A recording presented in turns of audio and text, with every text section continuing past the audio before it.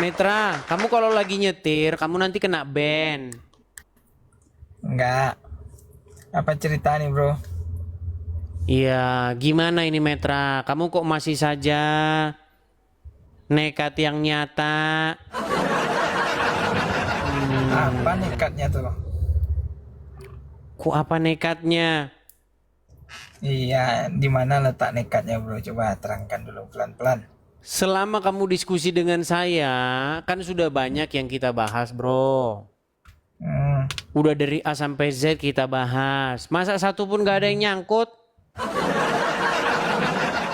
Atau betulnya gini bukan saja, nyangkut. gini Otak bro saja. nggak nyampe. Coba, Itu coba masalah. kamu buktikan kepada saya, pernahkah saya memfitnah agama Islam? Bagi istri tukang fitnah, dia nggak ngerasa, bro, dikasih alasan Ya apapun. Bro makanya, pasti coba merasa nggak jelaskan. memfitnah, kan begitu. Coba jelaskan di mana saya fitnahnya. Banyak. Suruh nyebutin satu malah banyak. Satu aja tidak mampu kamu sebutkan, Bro gimana nggak paham. banyak? Coba sebutin satu. Satu fitnahan saya terhadap agama Islam. Sebutin satu aja, coba. Fitnah itu dasarnya dari ketidakpahaman, bro, soal Islam sebetulnya. Jadi tapi bro merasa orang si paling paham. Di situ Muter kan, muter kan. Coba misalnya gini. Muhammad mengizinkan orang Islam bohong dalam 3 hal. Betul atau salah? benar. Benar. Muhammad berhalusinasi. Dia tidak tahu, dia nggak sadar apakah dia itu sudah datang kepada istrinya belum, sudah maksudnya bersenggama atau belum dengan istrinya. Betul atau tidak? Ya. Nah, tidak. Tidak. Baik, saya putarkan sama kamu. Kamu putarkan, bilang tidak. Perhatikan.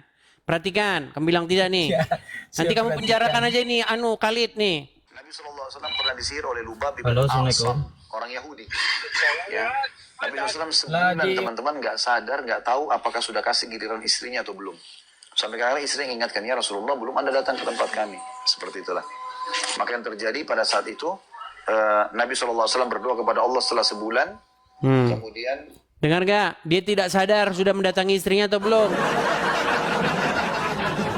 Jadi Muhammad akibat dia kena sihir, dia berhalusinasi. Nggak ngerti dia perasaan dia sudah mendatangi istrinya padahal belum.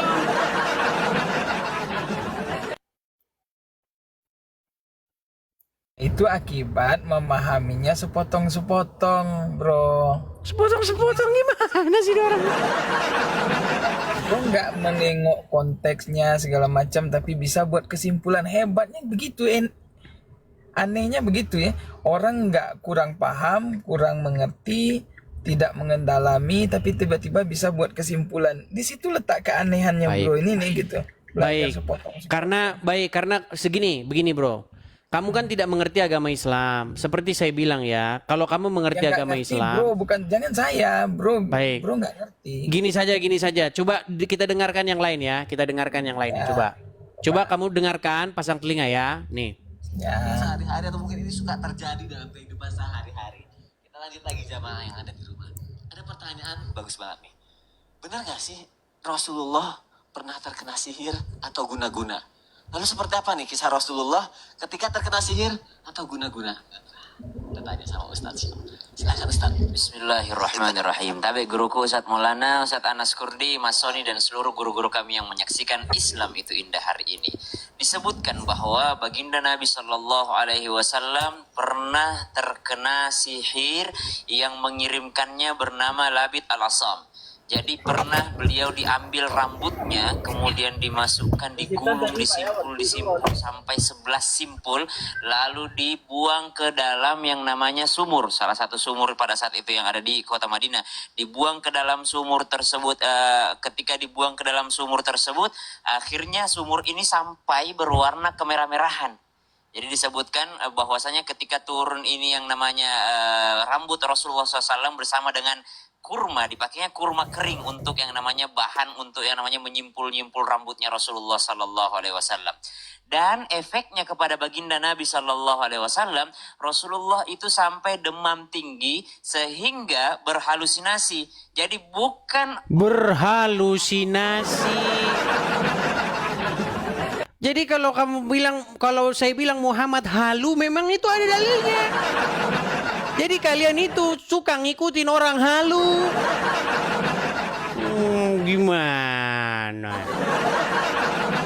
Kalau saya ngomong kan sudah saya bilang selalu ada dasarnya. Makanya kalian kalau mau bikin laporan nanti kalian malu sendiri. Gimana? Bukan bro. Bro itu memahaminya. Katanya. Oke, akibat Muhammad kena sihir dia halu nggak? Begini ya bro.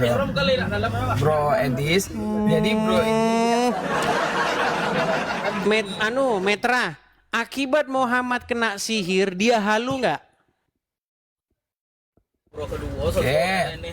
yang bro tangkap cuma segitu kan? Tadi bilang enggak, sekarang iya. Udah, kamu selesaiin dulu pekerjaanmu. Nanti kalau udah beres kamu naik lagi. Kau nggak konsentrasi nanti. Jaga itu penumpangmu itu. Nanti mau repot kamu ngobrol dengan saya. Ada apa-apa nanti ya. Ayo, silakan. Jangan sambil kerja ya. Nanti gara-gara kita ngobrol, kau nanti kenapa-kenapa mobilmu nanti penumpangmu ya.